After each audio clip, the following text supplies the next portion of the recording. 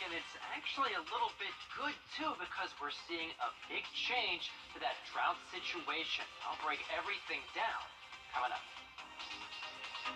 Right now on News Channel 6 at 5, safety advice from the fire department after recent deadly fires in our area. Also ahead, a look at the Highway 56 Loop project, how it will help clear up congestion with our friends in Burke County, and lawmakers pushing a bill to ban vaccine mandates in South Carolina, how some say that could really impact businesses. News Channel 6 at 5 starts now.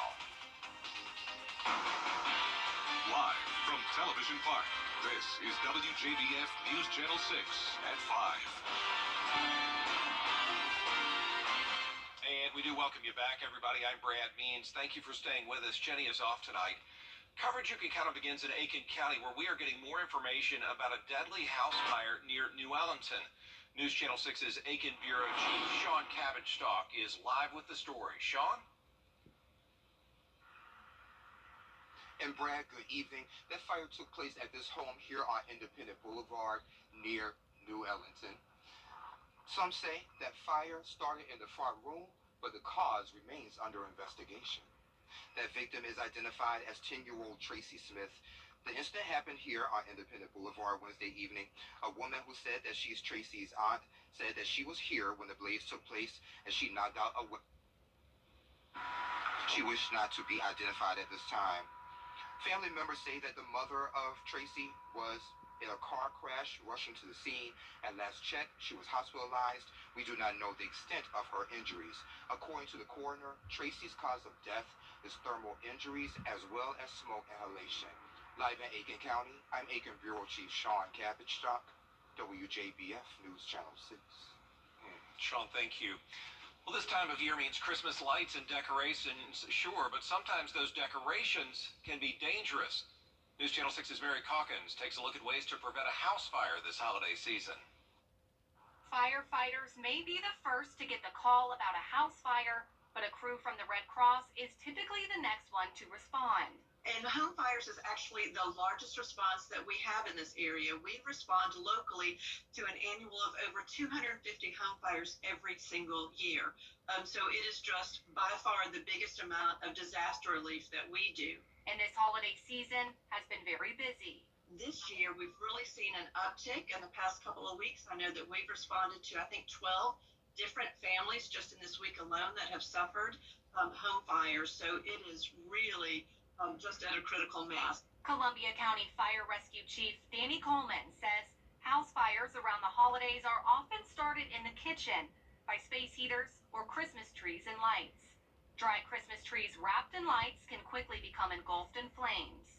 Keep the tree watered. That's really, really important. You actually have increased the danger in your house during Christmas time, so to prevent any fires from occurring, it's best to have LED lights. On redcross.org, you can find a checklist to help you prevent a fire in your home. And Chief Coleman says the best way to be prepared is to install a smoke detector. Smoke detector is the cheapest insurance policy you can have. Smoke detectors should be tested once a month and the batteries changed twice a year. So people that have a working smoke alarm have double the chance of getting out safely if a home does happen to catch fire. In Augusta, Mary Calkins, WJBF News Channel 6. Meteorologist Ryan. Get to where you're going safely, and that's what we want for you guys. Back to you, Brad. Ryan, thanks. A new road is soon going to be built in Waynesboro to help out with traffic caused by those big trucks. News Channel 6's Ashley Jones now with a look at the project and what it could do for the city. Log trucks travel 56, and I think it will be more beneficial for them than I can think of any other transit group at all. A new bypass is coming to Highway 56 in Waynesboro, and city leaders say it could bring more business.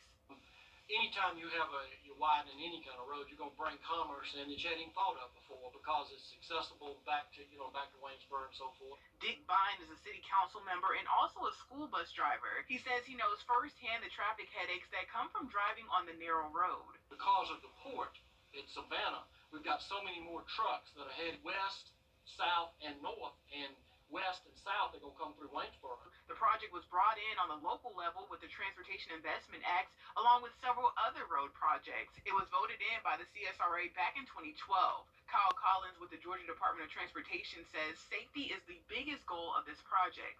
But definitely better traffic operations and giving an additional route for larger vehicles to take in and around the city to try to mitigate some of the delays coming directly through downtown. The new road will feature 2 lanes, a roundabout at the intersection of 56 and 24, a stop sign for Quaker Road approaches, and a stop sign at the existing US 25.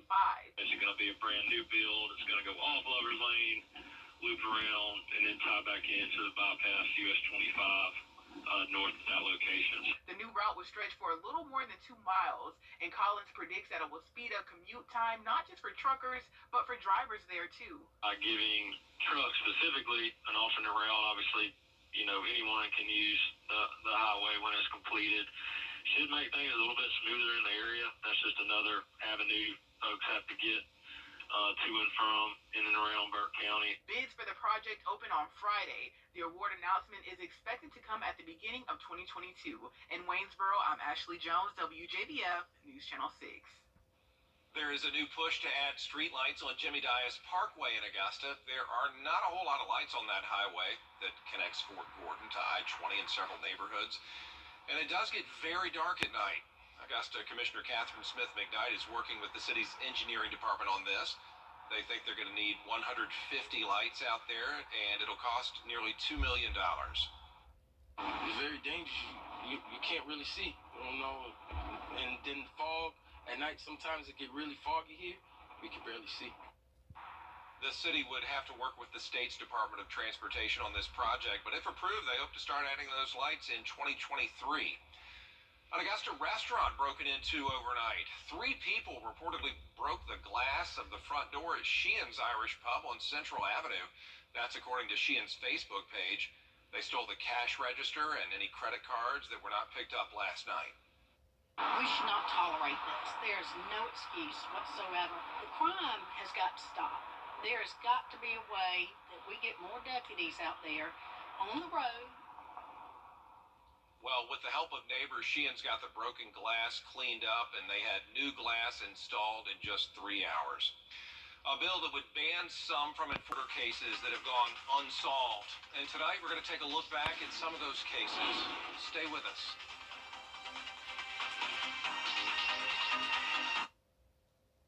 Myself a favor and called Mike Hospital. This year, News Channel 6 took on the task of telling stories about the murdered and the missing. Many of those victims had little to no coverage, so those families didn't have the opportunities to find out who might be responsible with that airtime.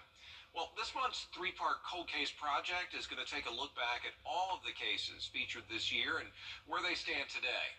Here's News Channel 6's Renetta Dubose. There was very much 2 twin girls that was trying to get to school. That's all they wanted to do. Cold Case Project started its mission to share stories on the murdered and missing on March 18th of this year. It was the 31st anniversary of 15-year-old missing twins Danette and Jeanette Millbrook. We sat down with their mother, Mary Louise Sturgis, and their sister, Shantae, as they recounted how the girls left their home that day on Cooney Circle to visit with a family friend near 12th Street and MLK Boulevard, where they were last seen around 4:30 in the afternoon at a gas station. Since we aired that story, we can now share that with the help of crowdsourcing from the Fall Line podcast, which has followed the story for many years, the family was able to hire a private detective. In the past year, he's made some progress following leads. Laura Norton with Fall Line tells us the investigator supplied by the nonprofit Private Investigations for the Missing is still actively working on the twins' case and has been in Augusta and other areas throughout the summer and fall to follow up on leads and conduct interviews. I drove around North Augusta and Aiken hours and hours and hours and hours and hours and hours on the weekends. Looking for that car. For the family of Reverend James Ivy, a pastor and businessman in Aiken County, it's been the vague description of a black man with green gloves who got away with armed robbery murder in a black car. why somebody would do that to a member of, a clergy member, somebody that gave so much to his community. Reverend Ivy owned a used furniture store on Jefferson Davis Highway in Langley, South Carolina. On October 9, 1998, a witness says the killer came inside Jim's used furniture store, grabbed household items, and used them as weapons to kill Ivy. Since the story aired in April, we gained access inside what used to be Ivy's store. And even the exact location where Ivy was attacked and murdered inside. A man calling himself one of Reverend Ivy's friends called Cold Case Project months after the story ran. He says he believes he saw someone who fit the description of the suspect several weeks before the murder inside the store. I watched him come in and start walking around, and I came back to see Mr. Ivy, and I said, Mr. Ivy, this man just came in the store with a pair of heavy-duty rubber gloves on with a heavy-duty wristband. I said, that doesn't seem to me to be proper. Has he come here to harm you in some way or rob you? There are no updates at this time in the murder of Larry Sanders Jr. at his Edgefield County home July 10, 2010. But his mother, Carolyn Bates, is still in talks with law enforcement and holding out hope for justice. Disgusted, aggravated, just wondering why. December 20th will be the 7th year loved ones and friends of Jonathan Gurley wait for someone to be arrested and convicted for his murder. The 28-year-old Thompson man was killed outside of his Shadowmore Circle home in 2014. Police reported that the crime was drug-related and included the theft of personal items, including Gurley's truck, which was later found. As the GBI investigates this case, Gurley has a message for those responsible. They need to find it in their heart to speak up, because the good Lord watching them. And when their time comes, they might not go up.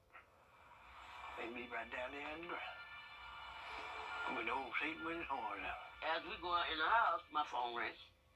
And the girl on the line said, you need to get the house when that man just got shot.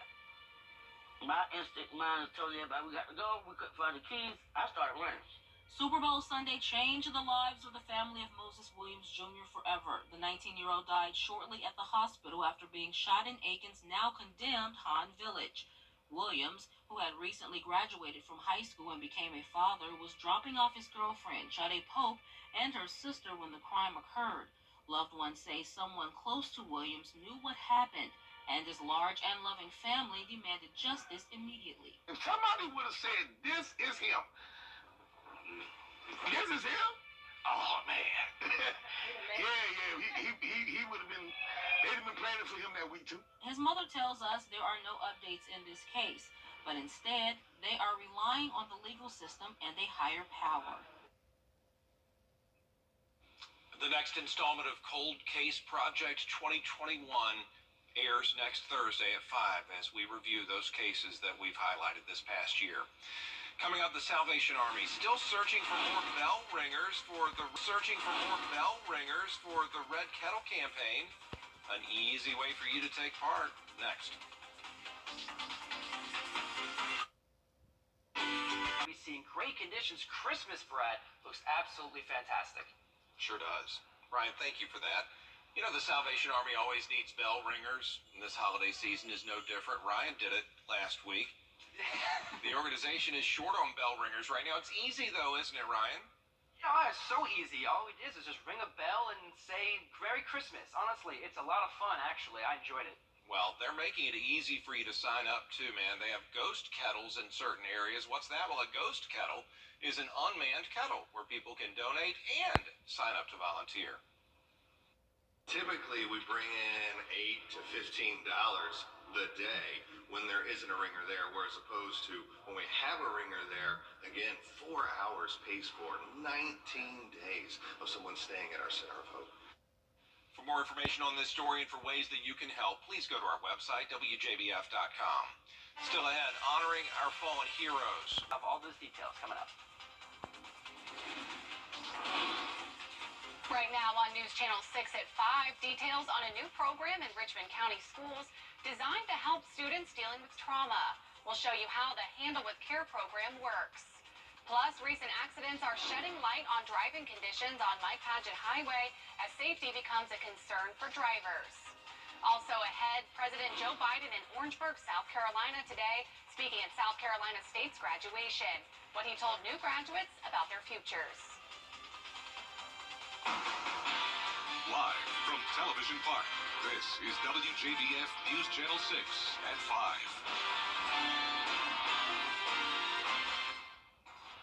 Welcome to News Channel 6 at 5. I'm Mary Calkins. Brad and Jenny had the night off. A new program begins today for children in Richmond County who have experienced trauma. The school district is teaming up with the sheriff's office for this. It's called the Handle with Care program. If deputies get to the scene and see that a child experienced or saw something traumatic, they'll alert the school district. And this will help teachers and staff care for the child or connect them with counseling. If schools have the background information, at least just to know that a child has experienced something that has been traumatic, then we know how to respond appropriately, or maybe respond more compassionately and supportively, as opposed to, disciplinarily. The school district also plans on hiring 3 licensed mental health counselors for its students. And safety is becoming a concern again on Mike Paget Highway. That's after one woman died on that road, and just a few days ago, an F-150 truck drove through the wall of a tractor equipment store. Now people are pointing to reckless driving for the recent collisions. News Channel 6's Ashley Jones has more. Well, I just noticed a lot of traffic, generally in the morning times and in the evenings. Benny Broom is the owner of the McBean hardware store. He says on top of a lot of traffic, there's a lot of speeding. They can get a little wild on Highway 56. Like I said, I've seen a lot of speeding. Like I said, all you got to do is just step out the door and watch them. The Richmond County Sheriff's Office says the number of crashes on the highway has increased. Just this past week, one accident turned deadly, and another ended with this F-150 driving through the storefront of this tractor equipment shop. And there's a lot of reckless driving that I see. Over the years, the Georgia Department of Transportation has made several changes to the route, including repaving, widening, and reconstructing. That's cost the state millions of dollars to ensure the safety of drivers. Augusta Commissioner Brandon Garrett points to a lack of law enforcement on that road for the total disregard of traffic laws. Really, one of the things that I'm hoping happens is some increased enforcement from the Sheriff's Department. Especially during shift changes, especially coming out of Plant Vogel, out of Burke County. Me living out there, I see it every day. The speeds are really intense. Commissioner Garrett says there's been a decrease in the number of patrol cars in that area. News Channel 6 took that information straight to the Richmond County Sheriff's Office. No, ma'am. The numbers of patrol cars or patrols in general have not decreased. If anything, it probably has increased. Lieutenant Scott Redmond with the Richmond County Sheriff's Office says because of the number of complaints from drivers, business owners, and people living near that area, the Sheriff's Office has put more patrol cars out on Mike Paget. So we have actually had directed patrols. We've partnered with the Georgia State Patrol on occasion to have them come in, and we've had targeted enforcement in that area to try to reduce speed violations. He says the leading cause of accidents out there includes speeding, distracted driving, and driving impaired. He says there are plans to continue increasing the law enforcement presence on that road. With the resources that we have, every time that we have available units, and again, it's important that we partner with the State Patrol to get their assistance in coming in and helping out. We'll continue to do that when we see these problem areas. In Augusta, I'm Ashley Jones, WJBF News Channel 6. A historic day for South Carolina State University in Orangeburg. President Joe Biden gave the commencement speech to the class of 2021. The president spoke for about 30 minutes, and he talked about things like police reform, voting rights, and improving HBCUs around the country. He told the more than 100 graduates they were graduating at a hectic time in our history and that their class has the opportunity to make some real change. When I look around at my peers, we all professionals. Like, we all came here from day one since freshmen until seniors. We worked so hard, and you didn't just get a degree to sit around and watch it collect us. So we really want to do something with it, and I believe in class of 21 at South Carolina State. To watch the president's full address to students, head to our website, WJBF.com. More day. That's going to be Tuesday with that 60% chance of rain we're going to have all throughout the day. We're probably going to end up saying goodbye to that normally dry conditions and saying hello to the great, fully non-dry, non-bad conditions that we love to see across the board. Back to you, Mary. Thank you, Ryan. And the tragedy is touching hearts all across America. A local donation effort is in full swing to help the victims of the devastating storms. Daryl Leach with Augusta Marriott and Camo Industrials joined forces with RecTech Grills, Springtime Water, and other partners to effort the relief drive. Columbia County District Attorney Bobby Christine is one of those partners. He says this donation drive has been successful because people really want to help. Well, the community in Augusta and Columbia County, of course, are, Americans at heart, very giving folks, and we're looking for ways to help. And the synergy was just a number of us that had a connection to the community that was impacted, folks that had been born there, raised there. An assistant district attorney in my office came in on the very first morning, showed me a picture of his boyhood home that is essentially gone. There are several ways you can help. You can drop off approved items at one of 2 drop-off locations. You can also buy cases of water or donate money on Columbia County for Kentucky website. Go to WJBF.com for more information and for that link. The Aiken County Council is lending a helping hand to Norther. The kennels at the Aiken County Animal Shelter are full, and the staff is hoping an event tomorrow will help find these pets homes. Here's They look at you with these eyes just asking for your help, and it's killing us to see them sitting here without homes. The kennels at the Aiken County Animal Shelter are completely full, filled with dogs like Nani, who are looking for homes. When I tell you each dog here is special, I really mean it. Kathy Jacobs is the program director of Friends of the Aiken County Animal Shelter. She says the holidays are usually a slow time at the shelter, but not this year. Seems like every time we adopt one out, there's another one to take its place. They're just coming in around the clock. To help find those animals homes, they're hosting an adoption event on Saturday from 10 to 1. Oh, we're super excited. It's our Home for the Holidays event. We have Santa Claus coming, we'll have refreshments, and the best part is all these furry friends are going to be fee waived. All the animals are spayed or neutered, vaccinated, and microchipped. And Jacob says the shelter needs a big turnout. This event is very important. These poor dogs have been here sitting in their kennels. They're sad, they're getting stressed, and they're great dogs. I'm really hoping, along with our whole team here, that each of these animals finds a home. If you're not ready to adopt, the animal shelter is hosting a fostering event on Wednesday. In Aiken County, Mary Calkins, WJBF News Channel 6. Coming up next, the latest on the coronavirus pandemic.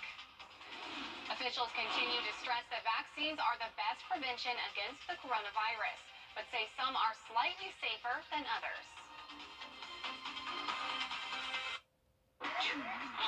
Between Camperland and Gerald Robinson Paints, open Wednesday through Saturday, making ends meet thrift store and ministry. Now to the major headlines in the COVID-19 pandemic. The CDC now recommends opting for Pfizer or Moderna over Johnson & Johnson when there is a choice because of concern over very rare blood clots. Faith Abube has the latest from New York. A new recommendation from the CDC for COVID vaccines. The agency now says Americans should take the Moderna and Pfizer vaccines over Johnson & Johnson when possible due to a rare but serious risk for blood clots. Of the 17 million shots given, 9 people have died from thrombosis. It's very clear that the mRNA vaccines are just slightly more effective and slightly more safe. The push to get Americans the safest and most effective form of protection comes as the Omicron variant spikes across 39 states and Washington, D.C., with cases doubling every 2 to 3 days. The only real protection is to get your shots. For unvaccinated, we are looking at a winter of severe illness and death for unvaccinated. From Florida to New York, lines for testing getting longer. Desperate to get ahead of a potential Omicron surge, the mayor of New York City announcing a 6-point plan, including increasing the city's testing capacity. This is a whole new animal, and we gotta be honest about the fact that it's moving very fast. The mayor also telling CNN he's leaving the door open to canceling New Year's Eve festivities in Times Square. We're gonna reassess constantly. Right now it's on. In Florida, an eye-opening finding in Orlando. Omicron is already making up nearly 100% of wastewater samples taken this week. And the CDC now projecting a grim statistic. COVID deaths potentially soaring to 15,000 per week by January 8th. Hospitals already overwhelmed by the Delta surge could soon reach their breaking point. Many Americans now wondering if it's worth gathering again for the holidays. I think it's possible to gather with families safely. The key in my mind is making sure everybody who can be vaccinated is vaccinated. And back to that new vaccine recommendation, even though the CDC is recommending Pfizer and Moderna, it says the benefits provided by the J&J shots still far outweigh any risk. Faith Abube, ABC News, New York. Coming up next, a look into your local forecast with Brian Gold.